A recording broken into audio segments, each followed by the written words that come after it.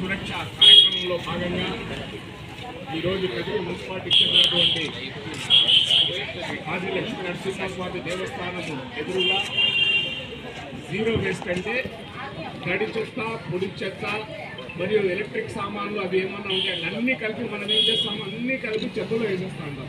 అవన్నీ వ్యర్థాలు కొన్ని మురిగిపోయేటి ఉంటాయి, కొన్ని మురిగిపోయేటి ఉంటాయి. దానివల్ల మనకు మన ఆరోగ్యానికి హానికరమైనటువంటి వ్యర్థాలన్నీ దాంట్లో ద్వారా రిలీజ్ అయ్యే బ్యాక్టీరియా ద్వారా మనకు ఆ ఆరోగ్యాన్ని మనమే పాడు చేసుకుంటున్నాం. కాబట్టి దానివల్ల వచ్చే దుష్ఫలితాలను మనం పబ్లిక్ తెలియజేసి జరుగుతున్నటువంటి మన దగ్గర ఉన్నటువంటి వేస్ట్ని తడి చెత్తగా మరియు ఎలక్ట్రిక్ అది ఏమన్నా అటువంటి ఏమైనా వేస్ట్ మనం ఏమన్నా వైర్లు కానీ, పిన్నులు కానీ, ప్లగ్లు కానీ ఇట్లాంటివన్నీ ఉంటాయి కదా, అటువన్నీ దీనిలో కలుపుకోకుండా పక్కన వేసుకుంటే దాన్ని ఎక్కడ డిస్పాండేట్ చేయాలా, ఈ తడి చెత్త ఎక్కడ వెళ్ళాలా, పొడి చెత్త ఎక్కడ వెళ్ళాలా, ఇది ఎక్కడ వెళ్ళాలా అనేది బాగా మనకు అర్థమవుతుంది.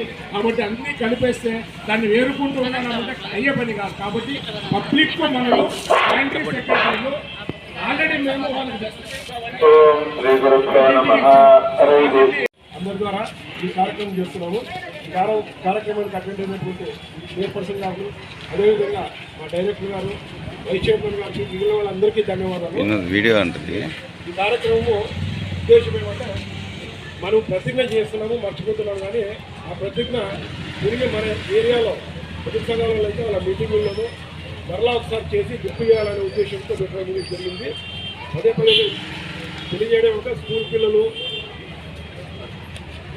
పిల్లలు అన్ని స్కూళ్ళలో కూడా ఈ కార్యక్రమం జరుగుతుంది. ఈరోజు 3వ శనివారంగా మరి ఈ కార్యక్రమాన్ని టెంపుల్ దగ్గర చేయడం జరుగుతుంది.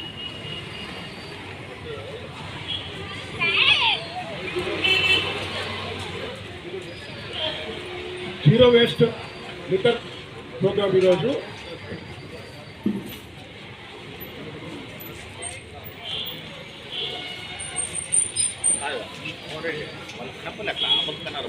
మా రాండి మా ఇట్లా రాండి, మా ఈ పక్కకు రండి, ఇట్ట రండి, మా ఇటుకు రండి, ఇటుకు రండి, నిలబడుకోండి.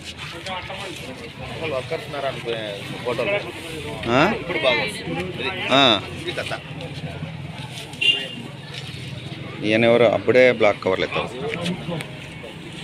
శుభ్రత కొరకు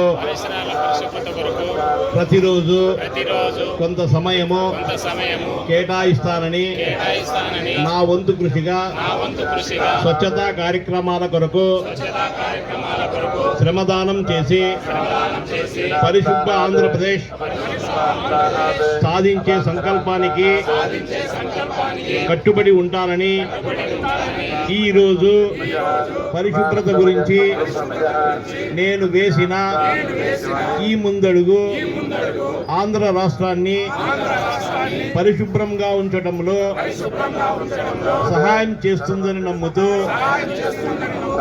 ఈ రోజు నుండి నా తోటి వారికి కూడా స్వచ్ఛతపై అవగాహన కల్పించే దిశగా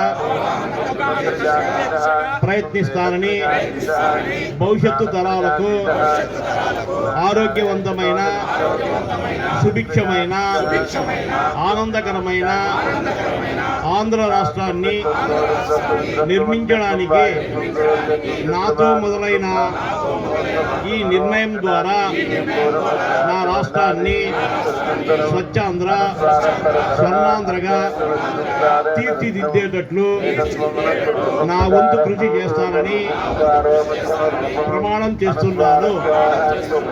జై హింద్.